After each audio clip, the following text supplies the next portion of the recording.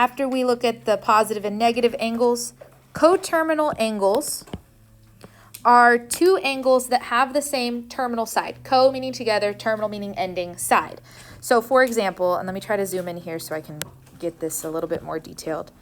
If I have the original angle alpha, whoa, that's not what I wanted.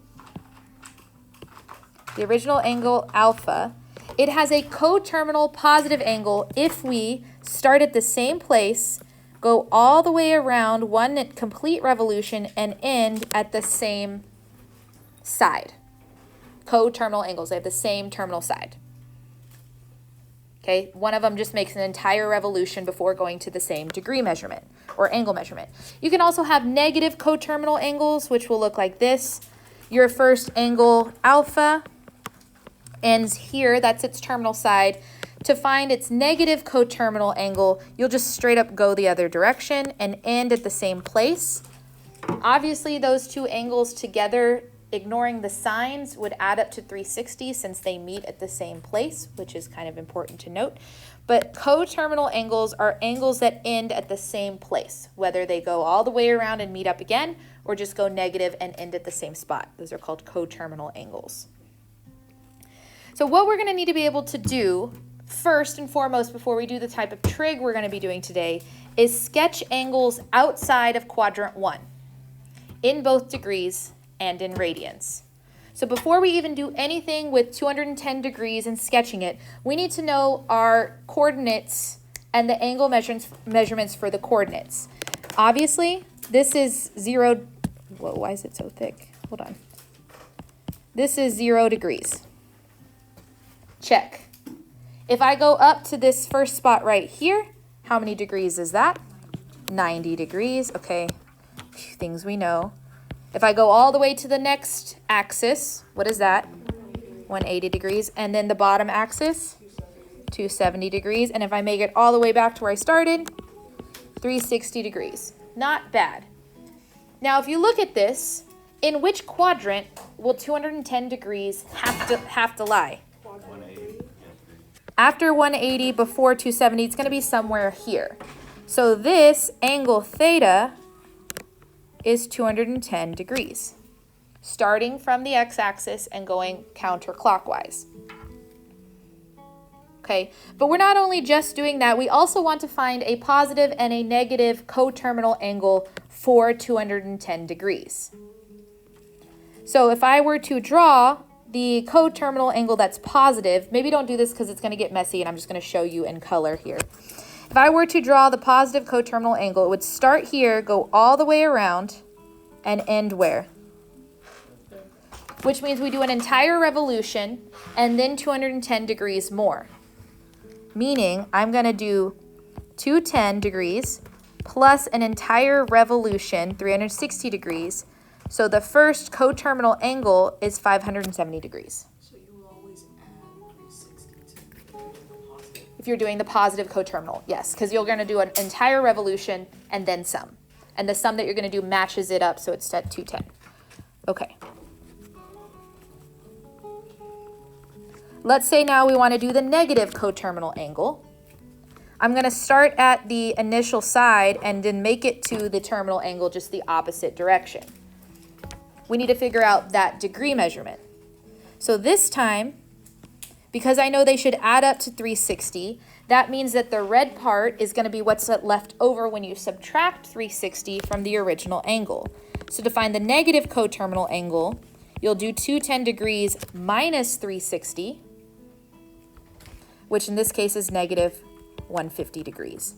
These two angles are coterminal with 210 degrees. One of them's doing an entire revolution and then some, and one of them's taking the shortcut and just meeting it there, but it's going negative. Basically, you're always going to do both positive and negative. If it asks for a positive and negative coterminal angle, yeah. And that's pretty simple when it's in degrees. But we're not always going to be working in degrees. So we're going to do this exact same thing in radians. And the problem with that is we are not used to looking at a coordinate grid with radians on them. So we're going to get very, very used to that here. Okay. Hopefully you can remember some of these. The first is 0 radians. Great, we know that one. 90 degrees is what in radians? Pi over 2. 180 degrees in radians is pi. Oof, and we've never thought about this, but what is 270 degrees in radians? Well, 1/2 pi is 90. You're on the right idea. So here's how I think about it. If this was 1 pi over 2, this would be how many pi's over 2? Which means this is how many pi's over 2? 3 pi over 2. And if we make it all the way back around, it's 2 pi. Okay, great. Here's the thing about radians though, because a lot of times your radian has a denominator, it's harder to compare like we did with 210. We were like, where does 210 go? Oh, obviously quadrant 3 because it's between 180 and 270. But that's not as clear when it comes to radians, especially because our denominator in the question that we're working with is a denominator of 4. And I can't always compare fractions unless they have common denominators. So what we're going to do when you're not sure about this, and you'll get surer as we learn, is you're going to change all of the denominators to 4, which means this would be 2 pi over 4. Just to allow us to compare for this question. Normally, those ones I've written in purple are the ones you need to know. To go 180 degrees or go pi radians, that's 4 pi over 4 because the 4's would cancel, so it would just be pi.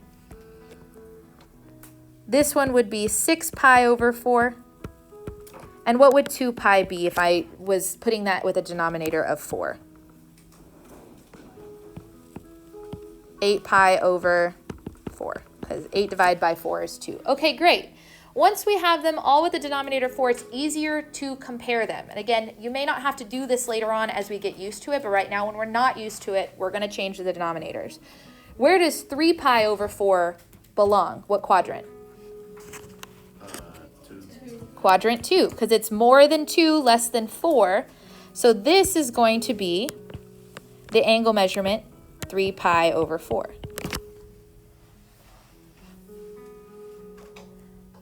Now again, because this is new and because we're probably not used to it, I highly recommend highlighting, circle, star, underlining the values in radians for the different axes. It's very easy to remember the degree ones because we've used them before. Less easy to have this off the top of our head unless we commit to memorizing it. Okay, but that's not the only thing we're doing in this problem. I also need you to be able to find a coterminal positive and a coterminal negative angle measurement for 3 pi over 4. When we did this in degrees, to find the positive one, we added 360. So to do this in radians, what are we going to add? 2 pi. But if I try to add 3 pi over 4 and 2 pi, they don't have the same denominator, so what should I actually write down? 8 pi over 4. It is 2 pi. I just already made it have the same denominator since I did that work previously. 3 pi plus 8 pi is 11 pi over 4. That's the positive coterminal angle because we've gone an entire revolution and then some. What would I do to find the negative coterminal angle? 3 pi over 4, I'm using the wrong color. 3 pi over 4 minus 8 pi over 4. Which gives me negative 5 pi over 4. These are the two coterminal angles with 3 pi over 4.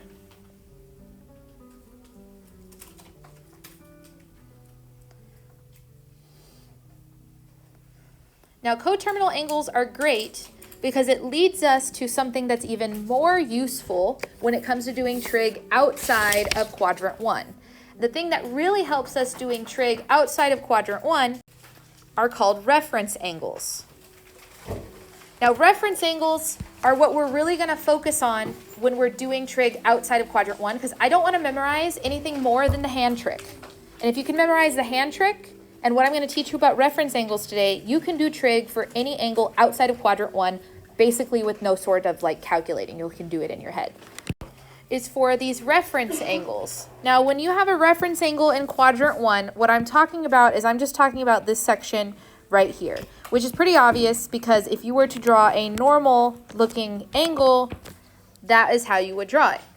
Makes a lot of sense. However, outside of quadrant 1, we want to still use an acute angle to know the trig functions for the values that I will ask you.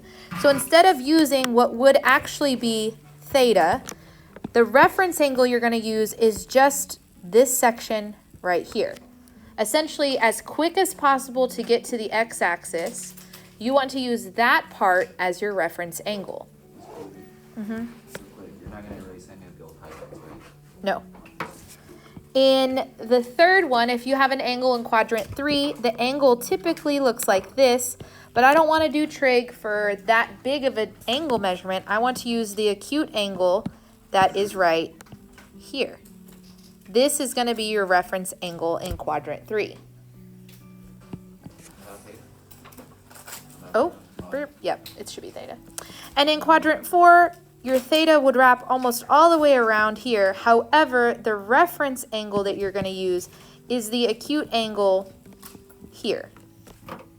So while we can do trig outside of quadrant 1 with large angles, we're not going to memorize all of them. We're going to keep using those few that we had that we memorized, or will continue to memorize, and apply them outside of quadrant 1. So first things first, let's just make sure we understand finding reference angles, because that's super important. So if I said, like in example 2, to draw 150 degrees and find the reference angle, we would draw ourselves a quick little coordinate grid and have to remember in what quadrant 150 would be. But thinking about those degree measurements of each of the axi, this would be 0 degrees, 90 degrees, 180 degrees, 270 degrees. So what quadrant is 150 in? 2. So it's going to be here. This is theta, 150 degrees. My reference angle, therefore, is this section. How much is that section in degrees? 30 degrees, because if we've already gone 150, then to get to from 150 to 180, the flat line, that means that my reference angle is simply just 30 degrees. Make sense? Yes, it's theta with a subscript of ref for reference angle. Okay. We can also do this for negative angles.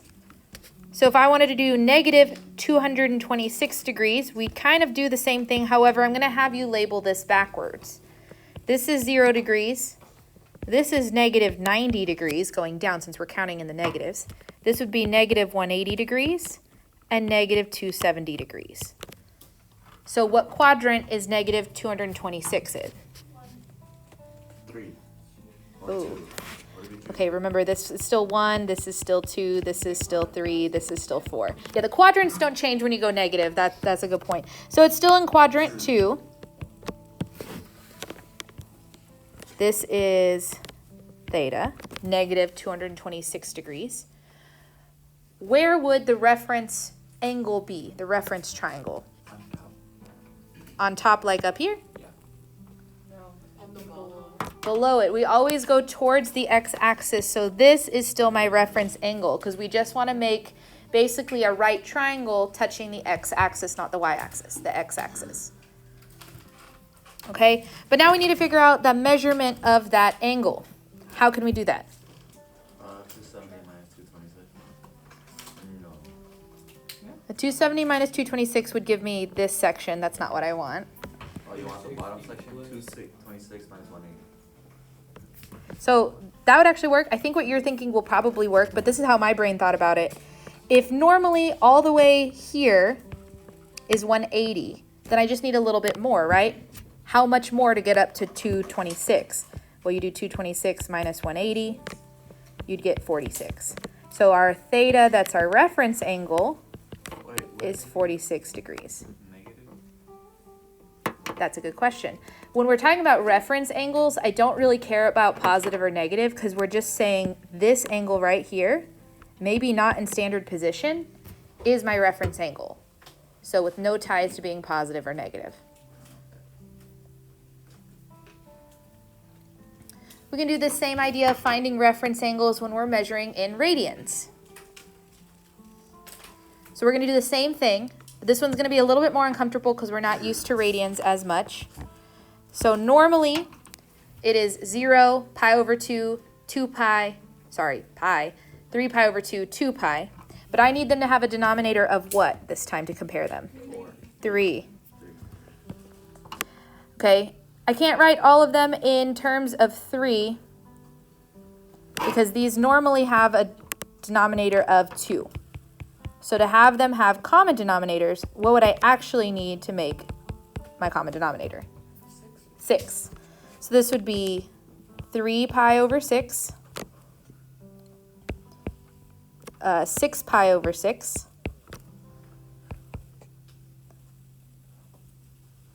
times 3, 9 pi over 6,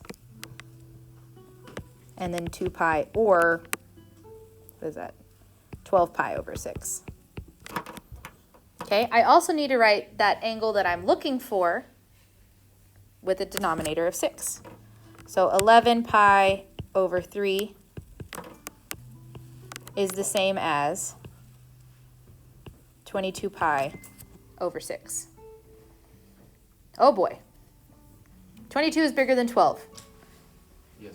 So what's going to happen for sure in this angle measurement? Going to be more than 360. It's going to be more than 2 pi. So if we start doing the little spiral thing, we get all the way to 2 pi, which is 12 pi over 6.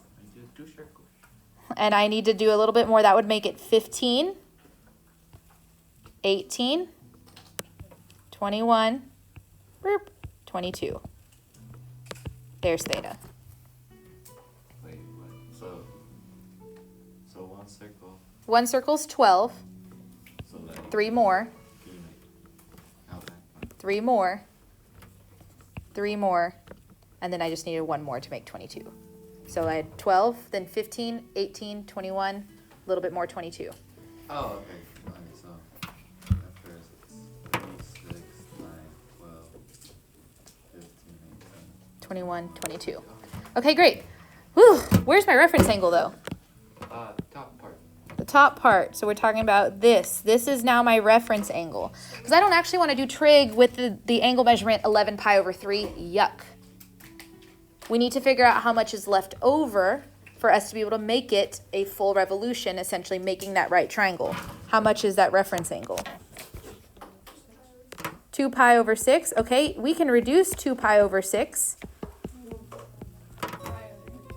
Pi over 3 is my reference angle. That's 60 degrees.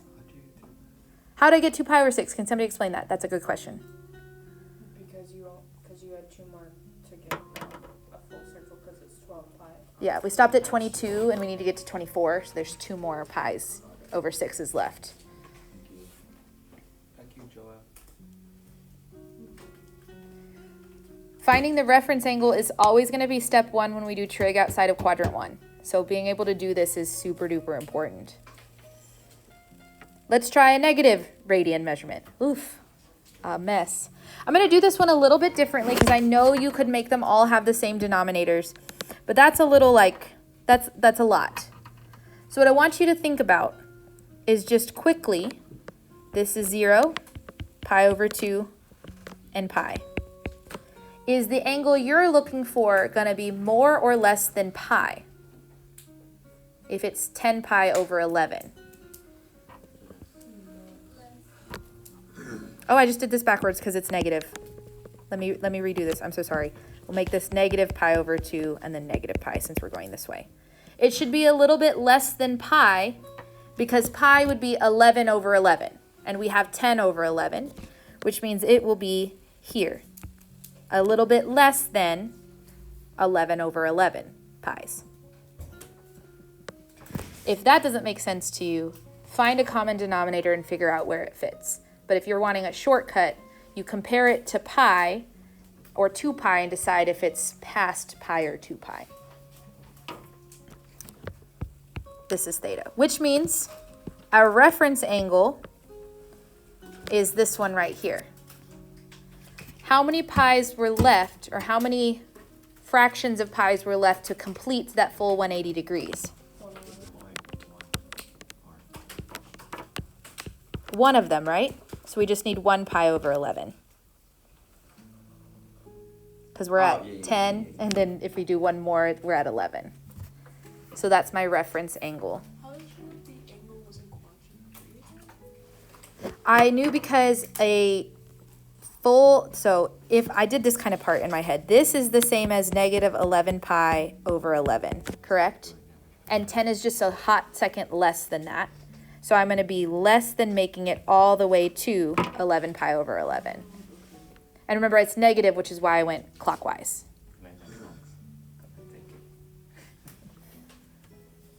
No, here do you care if it's negative? For the reference angle, we don't care if it's negative. Because it's not the true angle we're looking at. That has to do with directions around the circle. We're just looking at that little right triangle that is made by the reference angle. Okay, so finding the reference angle is step 1. Because it's going to allow us to do trig with acute angles all the time outside of quadrant 1. But that's not as simple as it goes. There's a shortcut to change the signs of your trig functions. This shortcut will allow you to just, if you just remember this acronym that I'm going to teach you, you're able to do all of the trig with your hand and then just assign either positive or negative depending on the quadrants that it's in. The acronym is the phrase AllStar Trig class, because that's what this is. This is an AllStar Trig class.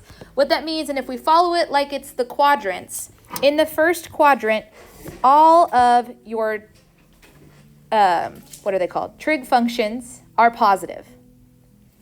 In the second quadrant, sine is positive.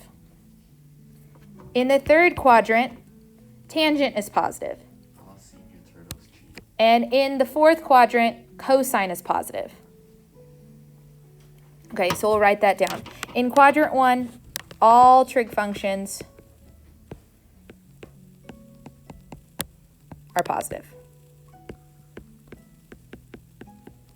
In quadrant 2, because of the S, that tells me that sine, but also cosecant, since that's the reciprocal of sine, are positive. Meaning cosine and tangent are both negative. In the third quadrant, because that says T, tangent and cotangent are positive. All of the other trig functions are going to be negative. And in the fourth quadrant, cosine and secant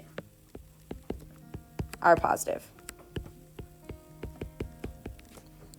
So depending on the quadrant you're in from that angle that we got to, that will decide the positivity of your different trig functions.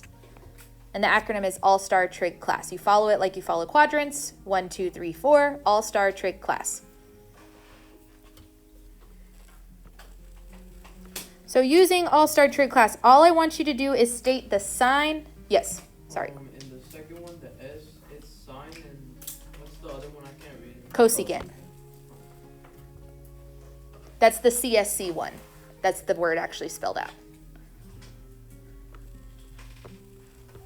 So we're just going to state the sign. We're not actually going to find this trig measurement. We're not going to draw the angle. We're just going to think about what quadrant the angle would be in and decide if that particular function would be positive or negative. So cosine of 300, what quadrant would 300 be in? 1. Oh, I heard 1, I heard 4. So if you're stuck, look at the very front of these notes. We've got all of the quadrants listed. It would be in quadrant 4. So cosine in quadrant 4, is it positive or is it negative? Positive. So that would be positive because it's in quadrant 4.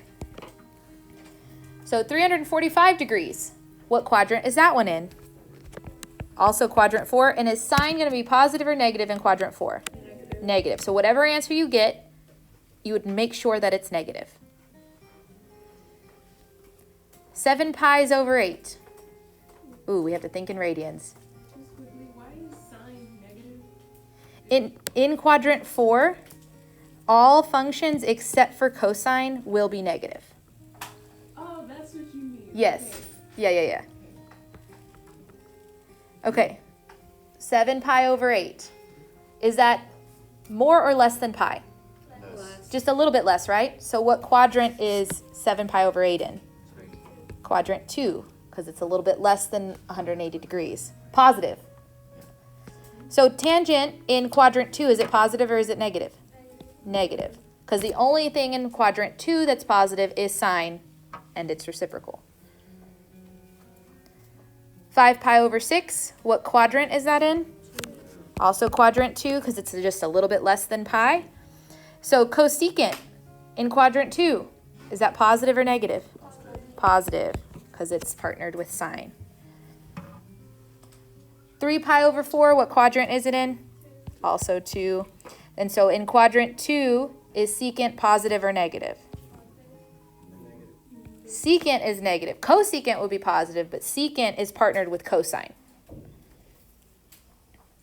And then last but not least, tangent of negative 35 degrees, what quadrant is that in? 4. Why is it in 4? Because you got to go backwards. And it's less than 90 degrees, so I know it has to stay in that first quadrant, but we're counting backwards, so we're in quadrant 4. And in that quadrant, is tangent positive or negative? Negative. Okay, cool. No. That's a good question. Because the angle measurement has nothing to do with the function outcome. So putting it kind of all together, if I asked you just quickly, without using a calculator and without using any sort of chart, to find these different trig ratios, you're going to be able to do it if you remember the reference angle and the AllStar Trig class. So I've done an example for you on your notes. If I found 300 degrees, that's in quadrant 4, correct? What's the reference angle when I'm at 300 degrees? 60 degrees. So in fact, when I ask you to find the sine of 300 degrees, it's like asking for you to find the sine of 60 if I include the fact that in this quadrant, sine is negative. Why is sine negative in that quadrant? Because sine is only positive. It's only positive in 1 and 2. AllStar Trig class tells me that in this quadrant, quadrant 4, the only thing that's going to be positive is cosine. So I make sure that when I'm doing this part right here, I put that it's negative sine of 60, because I know it's not going to be the same sine as 60. It's going to be the negative version. But then we use our hand trick to do sine of 60 degrees. There are 3 fingers underneath the 60 degrees reference angle, so it's square root of 3 over 2. But in quadrant 4, that thing's negative. So the reference angles that I've picked for these are going to be things we can do off of the hand trick. You just have to remember if it's going to be the positive or negative version of it, depending on what quadrant it's in. Kind of make sense? Let's do an example together. We'll go to B. First things first, let's draw the angle. Tangent of negative 45. What quadrant is that in? 4. So it should be here. Here's negative 45 degrees. Feels silly to do this, but this is your reference angle, which means what measurement I'm going to use as my reference angle. Don't care about positivity, so it's just 45 degrees. But yeah, it's like, it seems silly because it's the same like angle, but we're using it as a reference angle instead of an angle with direction, if that makes any sort of sense. So in this quadrant, is tangent going to be positive or negative? Negative. So when I write this down, I would say tangent of negative 45 degrees is going to be equal to negative tangent of my reference angle, 45 degrees. What is tangent of 45 degrees? 1, and so make it negative. Tangent of negative 45 degrees is negative 1. The negative, again, came from the fact that in quadrant 4, tangent is negative. We just do the trig part off of the reference angle, pretending it's in quadrant 1 because it's an acute angle we can do on our hand. Oh, you just subtract it. I know it's not clear yet. We'll keep doing the examples till we clear it up. How do you know which is the reference angle you're supposed to highlight? So a trick I've seen before, on any graph, it will make a bow tie. If that makes sense. This is your reference angle, this would be your reference angle, this would be your reference angle, or this would be your reference angle. It's always the fastest you can get to the x-axis, not the y-axis. Oh, okay. Does that make sense? It should start to make a bow tie if we had all of them on one graph. Whatever the 90-degree mark touches that. Yep. Okay, let's do secant of 5 pi over 6. 5 pi over 6 is in what quadrant? 2. I know it's going to look something like this. Boop, 5 pi over 6. So what is my reference angle? How much is left before I would make a full pi? 1 pi over 6. So my reference angle is pi over 6. That's the one I'm going to use to do the trig, which is 30 degrees, by the way. But I want to do the secant of that in quadrant 2. Secant in quadrant 2, is it positive or is it negative? Harder question because it's not one of the original 3. No, it's negative, yeah. So secant is partnered with which one? Cosine. So in quadrant 2, is cosine going to be positive or negative? Negative. So secant is as well. So if we did the negative secant of pi over 6, that's going to be the exact same as taking secant of 5 pi over 6. The way we did this last time is we thought about cosine. What's the cosine of pi over 6? Oh, It's like 30 degrees, so the cosine of 30 degrees is 30 degrees. Cosine is above. How many fingers above? 3. Okay, now if we want the secant of that, what did we do with that fraction? Flipped it over. So this would be negative 2 over square root of 3. And then we remember to rationalize our answer. Oh my gosh, this problem. Negative 2 square root of 3 over 3. I know it's a lot. Starting here, this is what we did last class, minus the negative stuff. What I've added this class is the fact that you need to check for positivity using AllStar Trig class.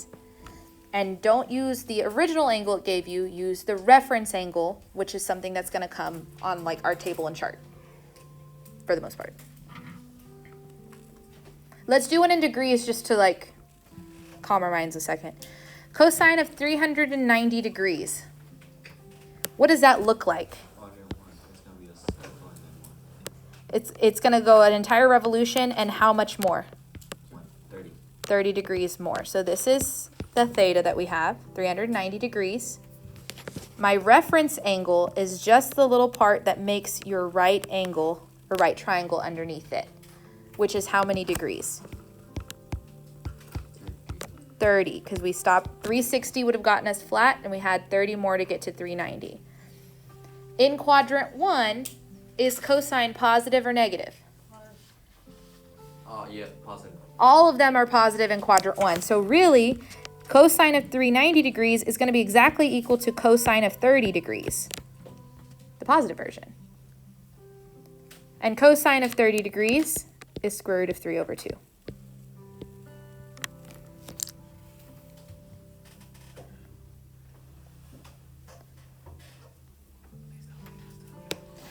Unfortunately, I am going to have you try them. You're never going to know what questions you have until you try one all the way on your own. I don't expect you to be able to blaze through these. These are hard. Okay, so give both E and F a shot here. First things first, draw the angle.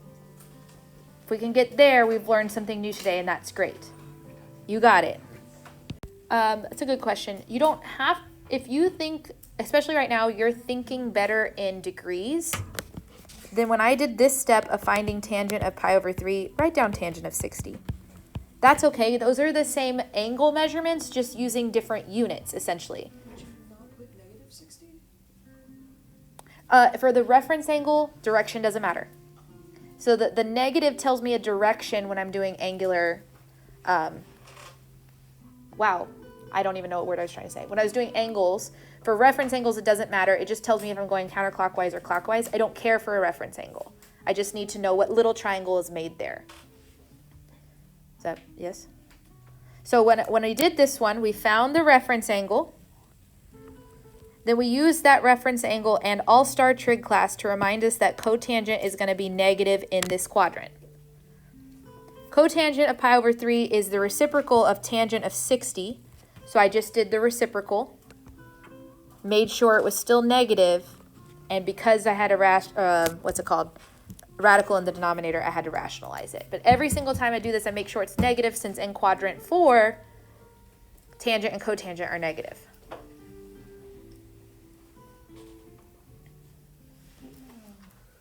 Do y'all want to try one more on your own, or you want me to just do it? Okay, that's fine, yeah. This is hard. This is hard stuff. Okay. Sine of negative 5 pi over 4. Okay, I need to know what this angle looks like so that I know what the reference angle is. I know I'm going counterclockwise. Sorry, clockwise, because it's negative. And if I just wrote my measurements on my axis with a denominator of 4, this would be 0 pi over 4. This would be 8 pi over 4. And I'm just going to go straight to pi. Pi would be 4 pi over 4. So where would negative 5 pi over 4 be? What quadrant? Quadrant 2. Because going negative version, this is negative 4 over 4, which makes this negative 5 over 4. Just a little bit more than 4 over 4.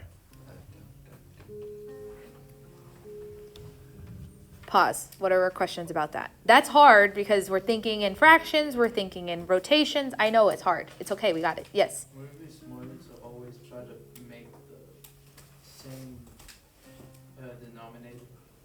Like always make it denominator of... Yeah, would that work if I did that every time? 100% it would work. You just might make some ugly looking denominators. Because I keep trying to guess where it's at.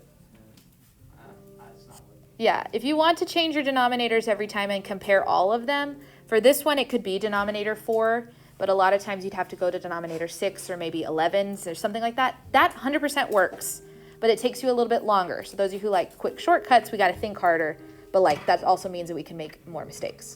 That I understand. Yes? So it would go, wait.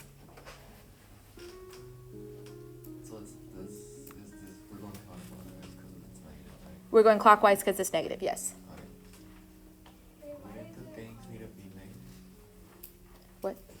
Wouldn't the, oh, it's the oh, okay. What's your question? Why is it in quadrant 2? If I guess I could have written this a little bit better. Going negative version, because I'm going this direction, this measurement right here is negative 4 pi's over 4. I need a little bit more than that because I have 5 pi's over 4. So I'm going to keep going past 4 pi over 4, just a little bit. But around the whole way would be 8 because we're going negative. So is 0 at the bottom and 8 at the top? Since I'm going negative, I really probably should have written it like that, with 0 being here. Is that helpful if I change it like that? Yeah, okay. Since I'm going clockwise because it's negative, everything would be backwards. Okay, now if I got here, what is going to be my reference angle? How much more beyond pi over 4 did I go before I stopped? Just one more pi over 4, right? Because I was at 4 pi over 4 if I stop here. And I have a little bit more to go from 4 to 5. It's just one more pi over 4. So my reference angle is just pi over 4. I don't care that it's going negative. It's just I need the angle that makes that little right triangle. Okay, whew. In that quadrant 2, is sine positive or negative? Positive. So I don't have to do anything with a minus sign in front. I can just say that sine of negative 5 pi over 4 is going to be exactly the same as the sine of pi over 4. Because that's the reference angle I'm using. Pi over 4 is the middle finger. Sine is the number of fingers below, so square root of 2, divided by 2. That's it. I didn't even have to make this one negative because in quadrant 2, sine is positive.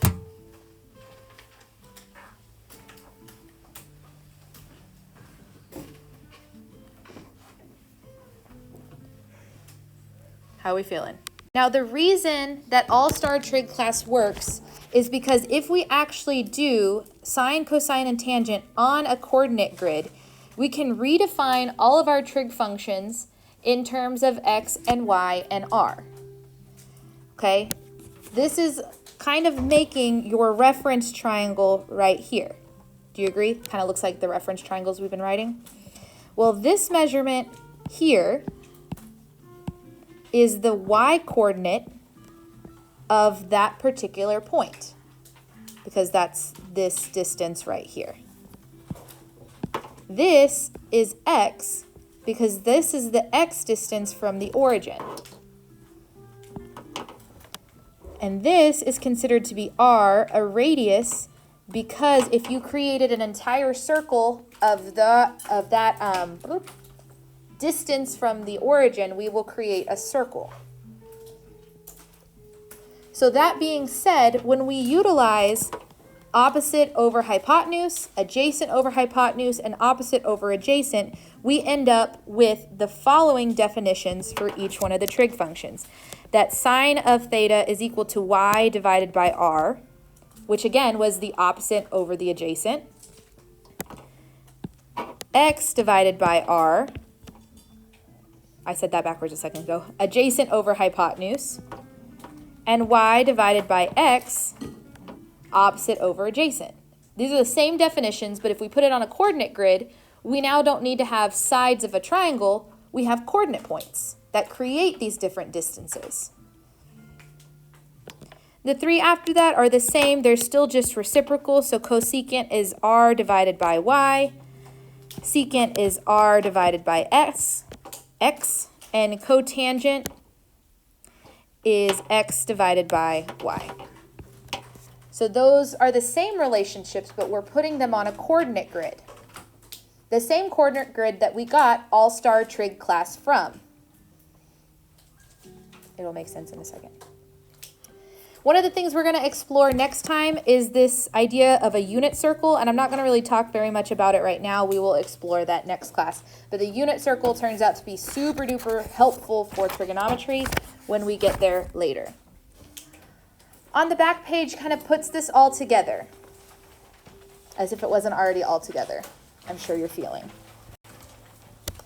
I've done the first example for you, and I wanted to show you why this happens. So if we evaluate the 6 trig functions of the angle theta whose terminal side passes through the given point, we are given a coordinate point x and y. Agreed? You have x, you have y. It's 3 and 4. Well, that makes the sides of the triangle for my reference angle. All I need to do is figure out what the radius is using Pythagorean theorem, and I'm able to do all of the 6 trig functions like we did last class. But this time, I don't use the words opposite, adjacent, hypotenuse. I'm using x, y, and r. Now, I specifically drew a circle around all of this just to kind of show you an example. I don't want you to write over this because you're going to ruin your notes, but just listen for a second. If I actually finish this all the way out, in this quadrant, what trig functions are positive? Look at the answers I wrote on your paper. Which ones were positive? All of them. If this triangle were to go here, again, don't write this because it's going to confuse you. Which trig functions should be positive? Sine and its opposite, and cosecant. Okay, that's because isn't this direction a negative x direction? In that quadrant, any of the terms that have x in them will be negative. The terms that have x in them based on the paper above this, on the other page, were cosine, tangent, and their reciprocals. That means sine is the only thing that's positive. In this quadrant, which two are negative? Cosine and sine. Tangent is the only one that's positive because both the x value is negative and the y value is negative. That's a downward direction on a coordinate grid. That's a negative number. So the only one that ends up being positive, the one that has a negative divided by a negative, that's tangent and cotangent. And vice versa on this one. If I were to make the triangle here, the x value is positive, the y value is negative since it goes down. So the ones that include y are going to be negative, meaning that cosine and secant are the only ones that are positive. So this is why that happens. I don't really need you to know, well, I'd love for you to understand why, but just using the information is good enough. Okay? The easiest way to do this is just remember AllStar Trig class and apply it to the problems. Okay? So let's do question B together and see how to do it. If we're given the coordinate point 5, -3, what quadrant is the coordinate point 5, -3 in? 2.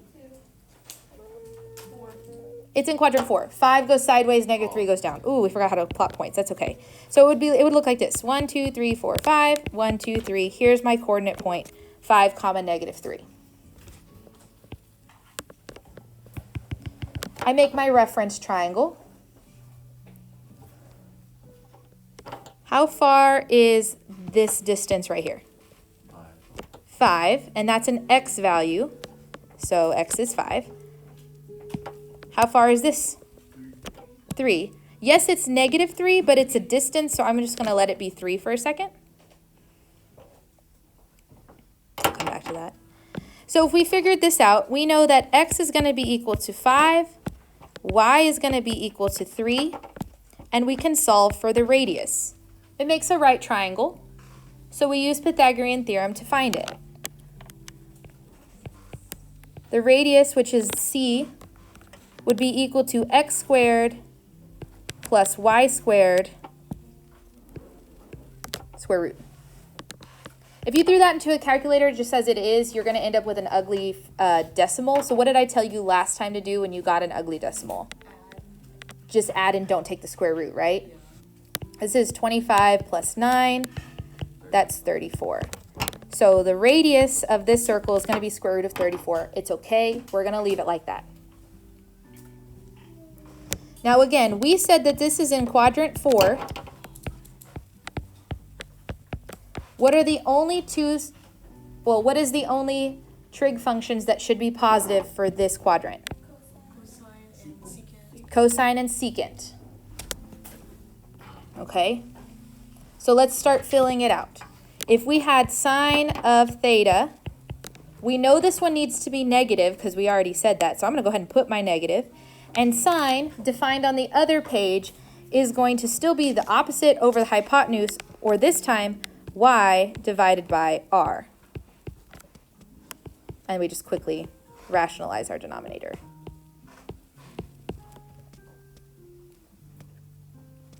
If I do cosine, should I make it negative? Yes. No. No. In this quadrant, cosine is positive. But cosine is going to be x divided by r,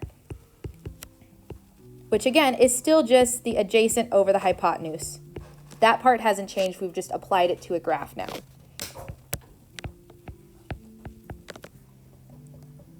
Tangent of theta, should it be positive or negative? Negative, so this is -3/5.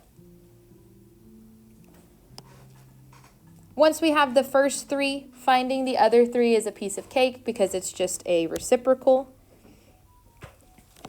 Cosecant of theta is going to be square root of 34 over 3. I messed up. What should I have done? Kept the negative. Secant of theta is going to be just the flipped version of this one, square root of 34 over 5. Do I need to make that one negative? No. And then cotangent of theta is going to be 5 over 3. What did I forget again? The negative. Okay. Here's something I want to point out to you, though. I skipped this on purpose. You don't have to write anything, just watch. In this problem, I told you for a second to ignore the fact that this went negative. But if we were to include the fact that that went down, this would actually be -3. And every single one that included the 3, this one, this one, this one, should be negative. And that's why, because that went downward, so we've included a negative direction in those trig functions. But for me, it's easier just to do the trig functions with all positive numbers and then say, these should be negative, pop, pop, pop, and pop some negatives on them for the AllStar Trig class.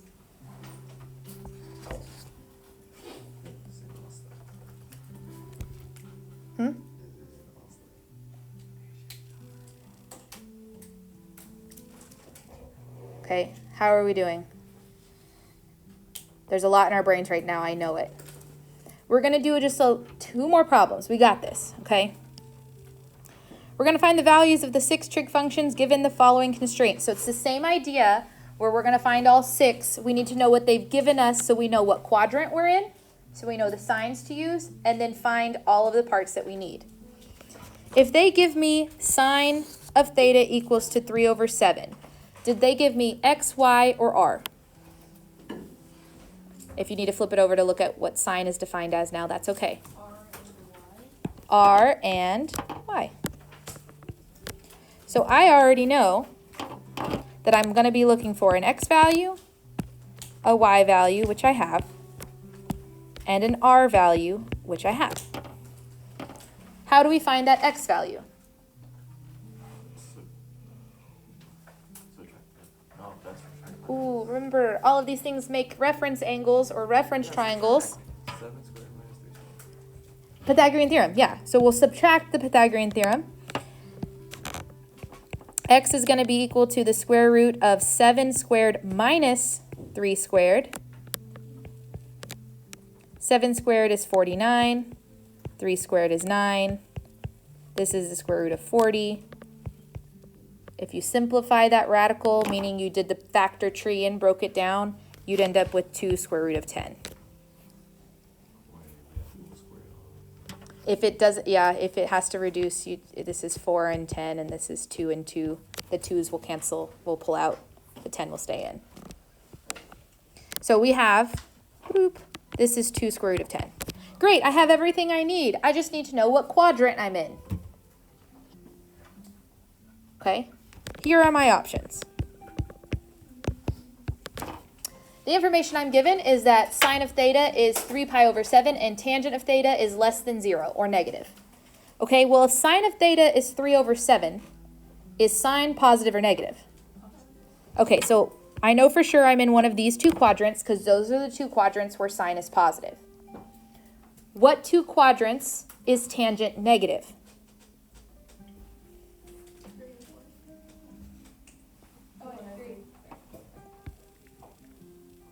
So tangent is negative, not in quadrant 1 and not in quadrant 3. These are the only 2 quadrants where tangent would be negative because all of them are positive here. Tangent is positive here, which means where does it overlap? What quadrant am I actually in? Quadrant 2. In quadrant 2, that means the only answers I get when I fill out all of this stuff that should be negative, or the only ones that should be positive, are sine and cosecant. Let me do that part again because I feel like I lost everybody. Yeah. Yep, okay. Cool, cool, cool, cool, cool. I can see the blank stares. Okay, right now, if we were given the fact that sine of theta is this positive number, there's only 2 quadrants that my angle can be in. What are they? These 2 quadrants are the quadrants where sine is positive. Yes? Okay, I need to also identify the quadrants where this is true. Tangent of theta is less than 0. Is tangent less than 0 here? No. Is tangent less than 0 here? Yes. Is tangent less than 0 here? How about here? Yes, so these 2 quadrants are the quadrants where tangent has the ability at all to be negative. So the overlap where the 2 constraints I'm given match up is in quadrant 2.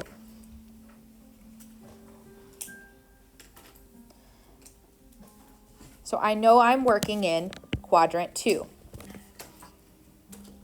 So when I do all 6 trig functions, I just assign negatives to the ones that should be negative. So here we go. If we have sine of theta is y over r. They also gave us that one, so that was a freebie. Cosine of theta is 2 square root of 10 over 7, x over y. What did I forget? Negative. In this quadrant, cosine is negative. Tangent of theta is y divided by x. What did I forget? Negative. And then we need to rationalize that denominator. So I multiply by square root of 10 on both sides. It'll end up being negative 3 square root of 10 over 20. Where did the 20 come from? 2 times 10. The 10 that pops out. But once we get the first 3, the other 3 are pieces of cake. The reciprocal of sine is cosecant, which means I just use the reciprocal value. The reciprocal of secant would be negative 7 over 2 square root of 10. We rationalize that denominator, negative 7 square root of 10 over 20.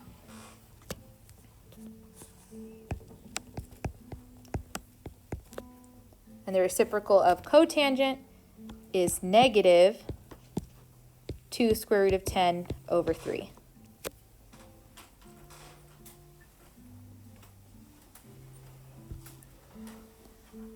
Okay. I just want to see if we can think this part 3. We won't do all of part B. The only part of part B I want us to do is figure out what quadrant we're in. So by yourself right now, look at what they gave you. See if you can just figure out what quadrant we're in.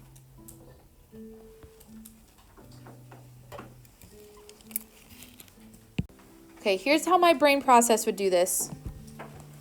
Cosecant is the inverse of sine. So if I wrote it like this, I know that sine is going to be negative and cosine is going to be positive. Okay, just by the first constraint, sine needs to be negative. Which 2 quadrants is sine negative? 3 and 4. Those are the 2 quadrants where sine is negative. The other constraint is that cosine needs to be positive. Which 2 quadrants is cosine positive? 1 and 4. So what quadrant is this question in? Quadrant 4. Okay. Doing the Pythagorean theorem and putting it all together, it's very much like what we did last class, so I'll stop there because I know I've shoved enough information into your brain today. I know, you did it.